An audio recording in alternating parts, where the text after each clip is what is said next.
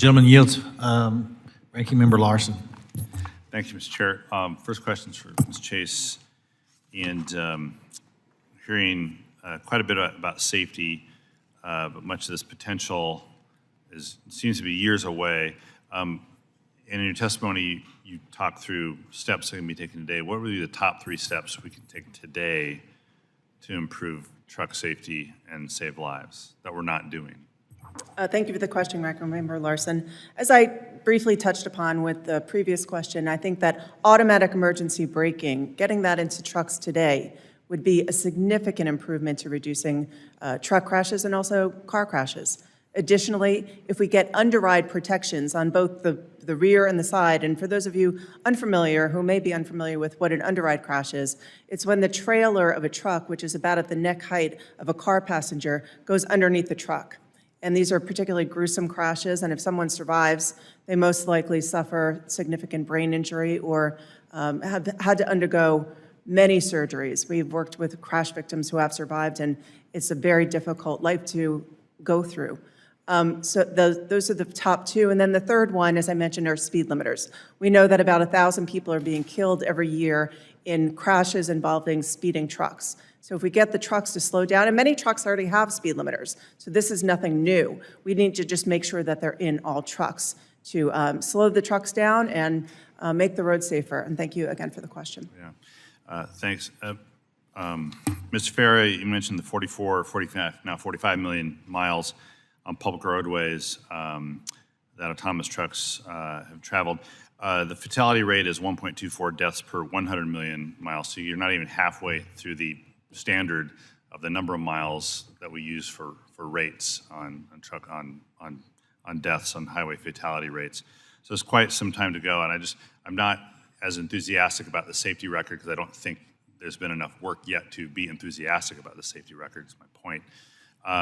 But I was curious about what, absent more real-world data, has your organization looked at any other proactive safety standards to help prove out AV technology in terms of safer roadways?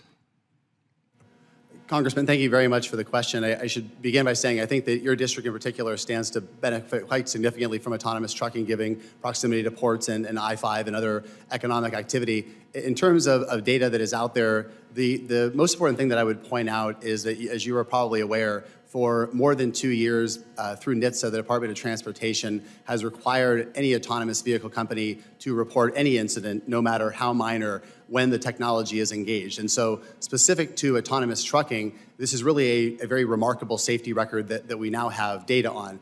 What we know is that there has only been 14 incidents during that 2-year time period related to autonomous trucking. You testified that. So absent more real-world data, do you support any proactive safety standards to help better prove out AV technology in terms of safer roadways?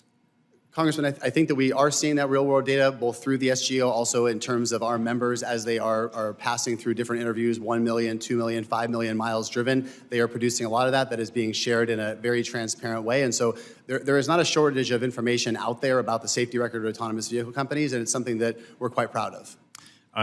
You use the term model driver, and so I just want to tee up Mr. Urmson on this one a little bit. Because you're on I-45, that might actually be a model roadway for you. You're not going to get model roadways in the Pacific Northwest or along the northern tier of the country to test or to fully test out the safety record. So what are you all doing other than thinking about your simulations? What are you all doing to better prove out in non-model conditions the operations of AV technology on trucks?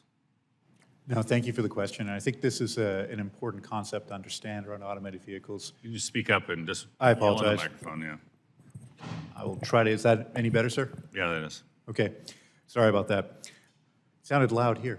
So as we think about developing the technology, there's actually constraints we can put on it where it will operate. And so as we initially deploy the technology, the Aurora Driver will be constrained to operate initially on the route between Dallas and Houston, and then we expect from there to go between Fort Worth and El Paso. And for each place where we expand out to, we're going to go through a thorough process that fits into that safety case concept that I mentioned earlier, where we evaluate what's different between this new place to drive and the last place, incorporate that understanding, and broaden the test suite that we expose the driver to. So before we ever operate in the Pacific Northwest, where there's rain and sleet and all of that, we'll make sure that we've actually done the development and validation work that's necessary for there. And there's a real reason why a lot of the freight moves along the Southern Freight Corridor. It's because driving a bad truck or a good truck in bad weather is still difficult for human drivers, and so they try to avoid it. And so as we see the technology coming out, it'll follow that common sense approach and that rigorous approach to deployment. Right, so for the record, we get a lot of rain and sleet, but not like 365 days a year, just for the record. With that, I yield back.